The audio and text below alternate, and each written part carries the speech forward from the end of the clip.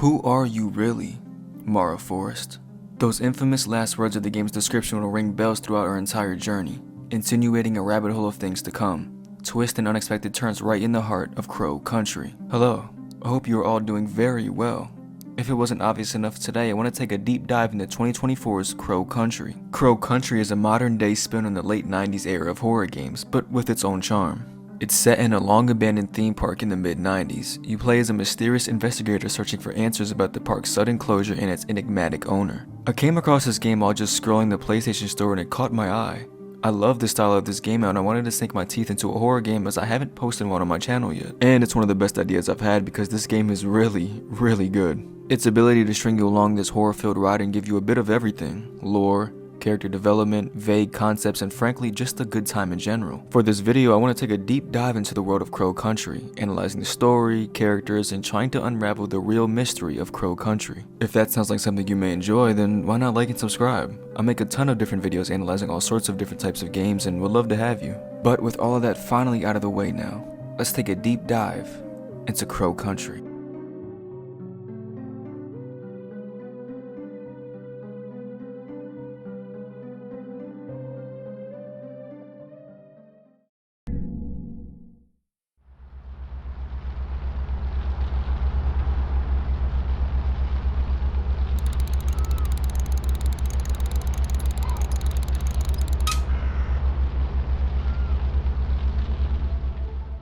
The year is 1990, the game starting off with us as we are driving on this desolate road.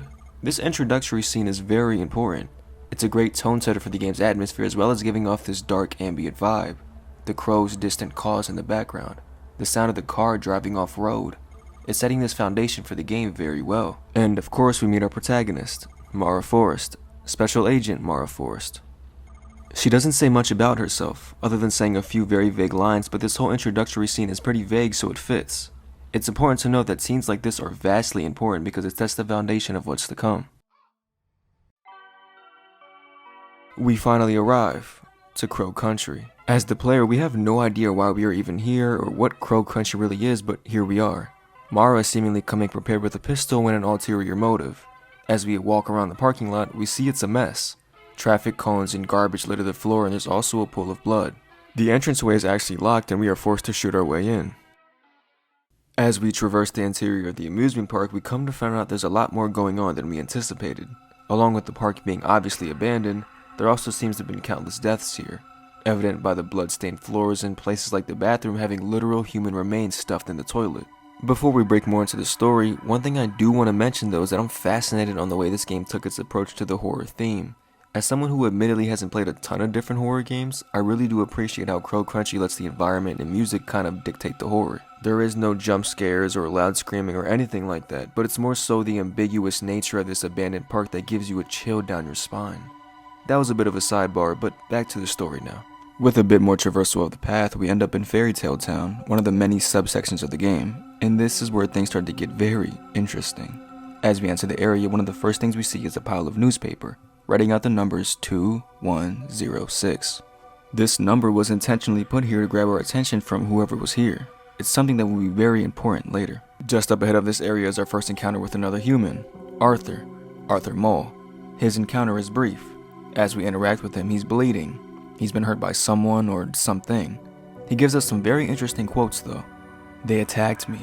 All I wanted was proof. Those things. You're able to help him if you have a medkit on hand, with you then being able to take him to your car where he will be for the rest of the game. His screen time is very small but very important. You see, Arthur acts as a bridge character, and what I mean by that is that he's the transition between us not knowing and then knowing our enemies. He's essentially used as somebody who introduces us to our threats rather than them just appearing randomly. It's good writing. It makes the threat we're about to face that more anxiety-inducing. Him capturing a picture of the enemies in this blurred fashion, it's a tone setter. He's a photographer. He claims to have wanted proof of whatever beings are here, and in the same room is his Polaroid camera, blood-soaked in a close-up of these humanoid figures.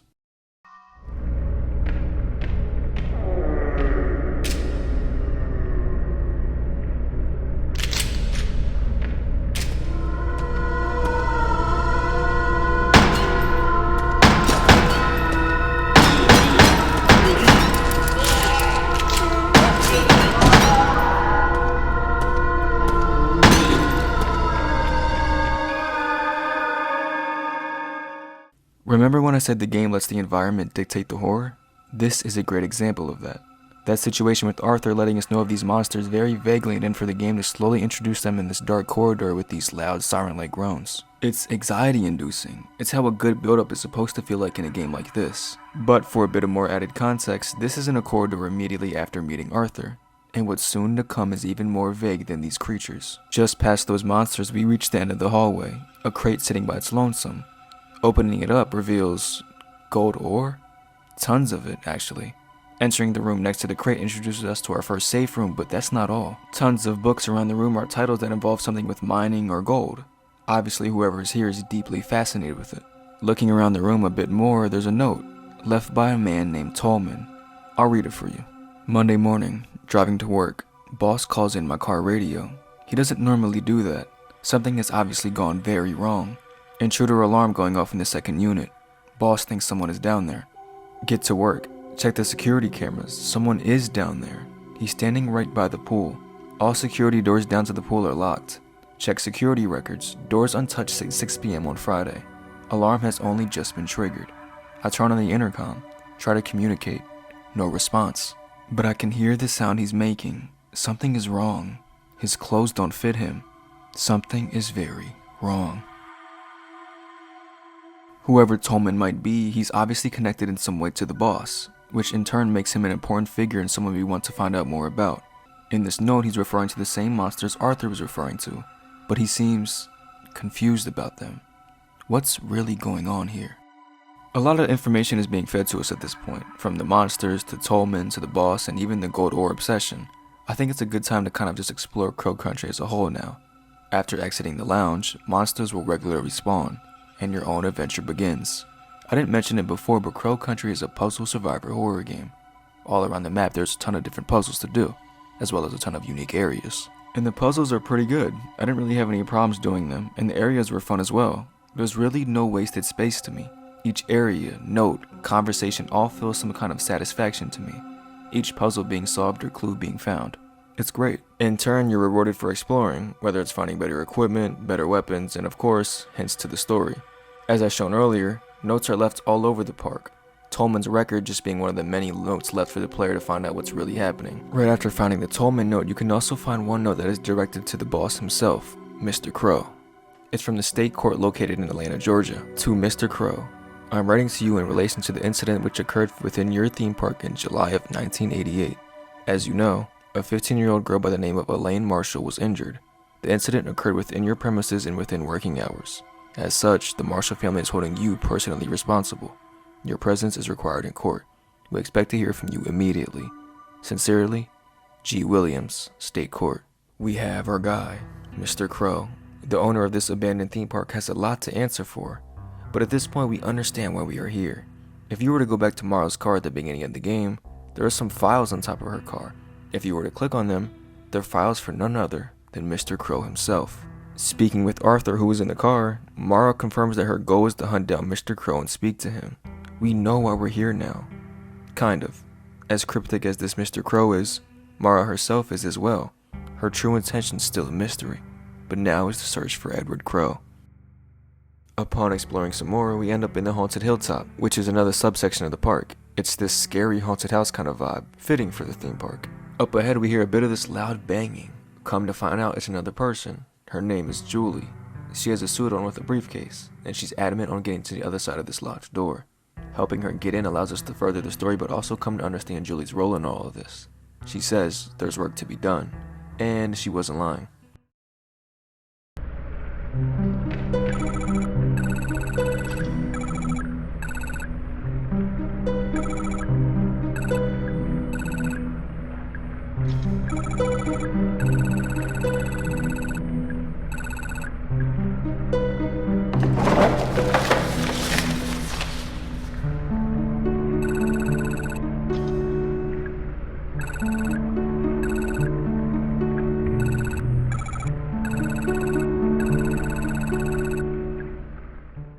As it turns out, Julie herself is a lawsuit attorney, searching for our good friend, Mr. Crow. She lays out a ton of documentation, specifically on the case of Elaine Marshall. At this point, we know much about this case already, as from the note we saw in the lounge earlier. Assuming from where we found the note, however, it seems Mr. Crow already knows very much about this case. Think about it. When we saw that note in the lounge, it was square on the desk in front of the couch. Assumingly, Mr. Crow was reading up on this incident recently. It's an indication that this lawsuit, this Elaine Marshall, is an absolute focal point into finding out Mr. Crow and what Crow Country really is. Additionally, the documents that Julie laid out also added that not only was Elaine injured, she was injured by something. Wounds across her chest and stomach, not even being able to heal because of this bacterial infection. The investigators and doctors assumed this wound to be of an animal attack, but Elaine herself is claiming she was attacked by a person, but since she's just a kid, is thrown to the side as unsubstantiated claims, which is essentially not supported by evidence or factual information. But what we're about to see next is chilling, to say the least.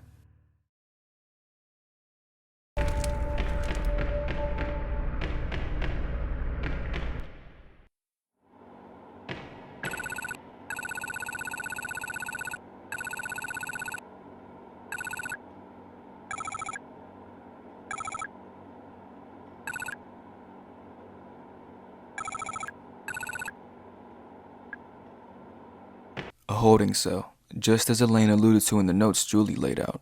Imagine Elaine telling everyone about this holding cell where this person was being kept in and nobody believed her. There's this heavy feeling walking to the holding cell room. The music is cut.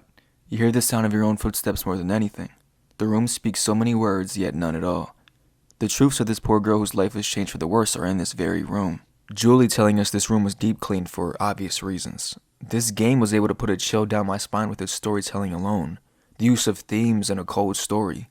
Scenes like this are what make Crow Country special. In the same room was a notebook, left by none other than Tolman. The notebook states that Edward Crow was responsible for ordering the use of this room to be a holding cell. The notebook also confirms that Elaine Marshall was attacked by the guest who was locked in the holding cell. That answers every question we had about this Elaine Marshall, other than if she's still alive or not. And it confirms that this Edward Crow was directly involved in the attack of Elaine, whether intentional or not, as he was forced to shut down Crow Country because of it. The case of Elaine Marshall. Why Crow Country shut down. 2 big points answered, but still leaves a lot unanswered. Tolman said it best at the end of his entry. Quote, "Boss is forced to close down the park. I fear this is not the end, but the beginning." Just after this point, our goal is clear, to head to Crow's office and find Mr. Crow. These revelations in the story giving us a newfound motivation to do so. As we go around the park doing more puzzles to unlock more areas, we find ourselves in the game corner, and we meet a new face. Someone by the name of Marv. He's not someone entirely new though. His name has been all over all sorts of notes throughout Crow Country, most notably in regards to being a business partner of Mr. Crow. Specifically regarding the gold ore that's been so abundant in the park. Him and Mr. Crow's business venture, so to speak. He's a bit odd though. His tie all messed up and he's kind of all jittery when he talks. Marv even labeling him as a weird guy before getting his name. Most importantly though, he's on the search for Mr. Crow as well, dropping some interesting pieces of dialogue in the process.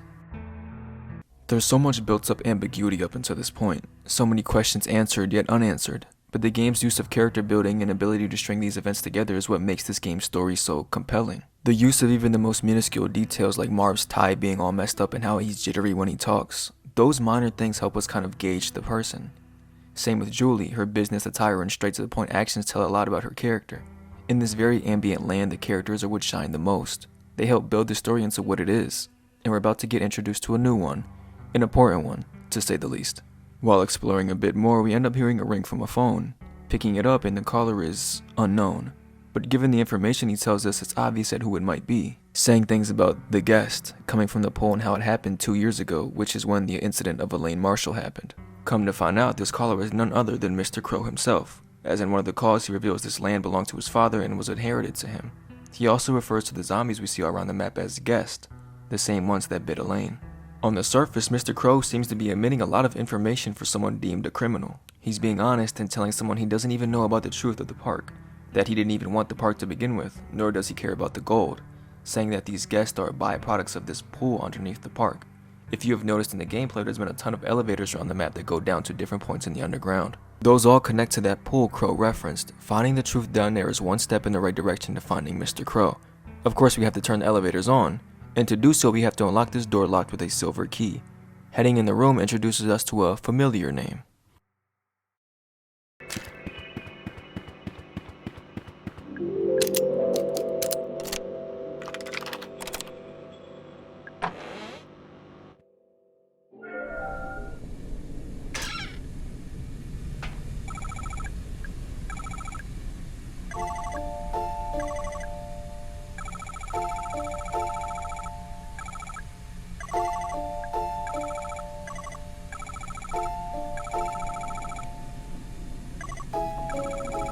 The man himself, Tolman, the man we have heard from in many notes, in the flesh.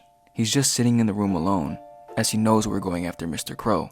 The switch for the elevator's in the same room. He's sitting in front of this static TV though, with 4 tapes being able to be put into the TV. All 4 of them goes as follows.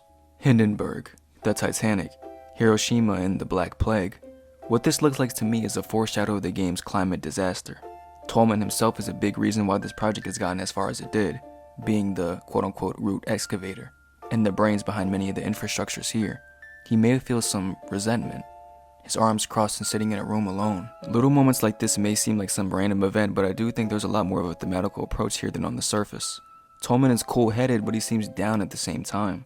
This secret in the underground must be a lot more sinister than we realize. It's written all over Tolman's face. A bit of exploration after this and getting new areas open, we end up right outside of Crow's office. There's a woman in the corner, throwing up. After giving her an antidote, come to find out it's none other than Crow's daughter, Natalie Crow. She's been bitten, or injured by these guests. Mr. Crow's experiment ended up even getting his daughter injured. Natalie's here because she also wants to find Mr. Crow, as she filed a missing persons report on him the same day. She ended up speaking with the male officer on the phone, but Marv was the one that was sent on the mission instead. Which is a bit odd, but that's the least odd thing we have been encountered so far.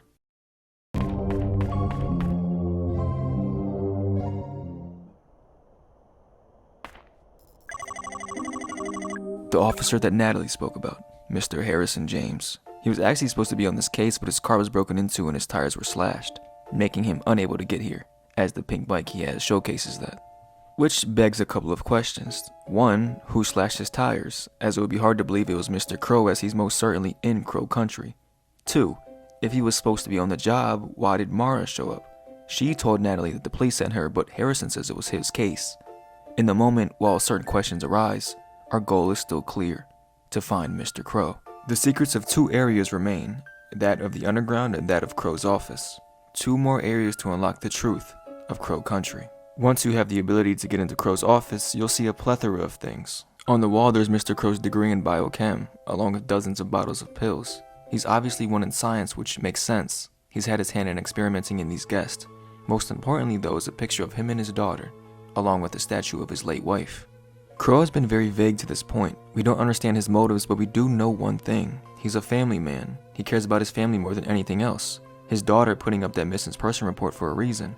On top of him giving us an abundance of information on the plans of this place. Is he a good guy? Misunderstood? Or is this all a scheme to lure us into his trap?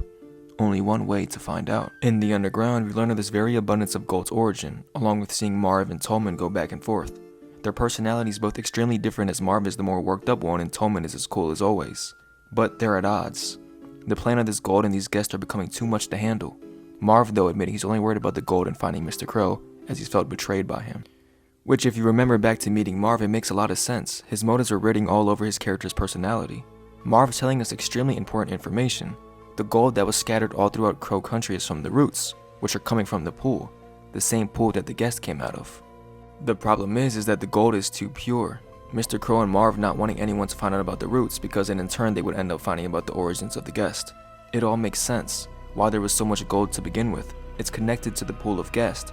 If the government found out about it, then the entire plan of experimenting on these guests would all be compromised. Marv is upset because Crow essentially threw him under the bus, leaving him alone while Marv deals with all of this by himself. He wants to pay Crow a visit, and it's about time we do as well. There is a secret bunker in the middle of the map. You need to collect a fully charged battery to get there, one of the last items of the game.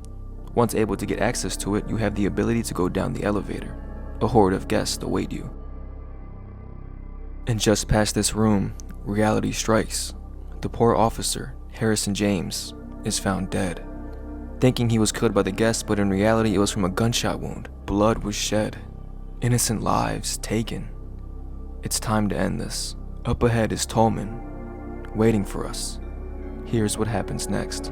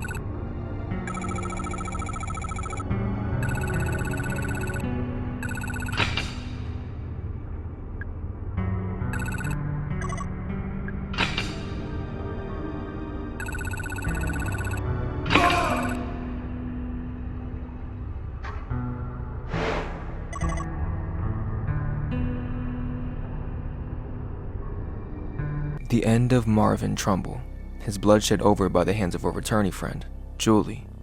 Now it's Mr. Crow who is left. Tolman lets us go past, asking Mara to meet us back at her car when it's all done. She thanks Tolman and proceeds on to her final encounter. As she heads down this final ladder, this scene is one of my favorites of the entire game. You can feel the weight of your journey almost being over. A recollection of thoughts in the past couple of hours are replaying over in your head as you down this seemingly eternal ladder. Every single note, interaction, puzzle, and secret, they all led to this moment here. It feels bittersweet, but all journeys must come to an end at some point. The ladder leads to this final room. There's a telephone, which is the one Crow has been communicating to us from. Also a wall of pictures from every one of the characters on this journey. And most importantly, a shower. There's an option to use it. Here's what happens.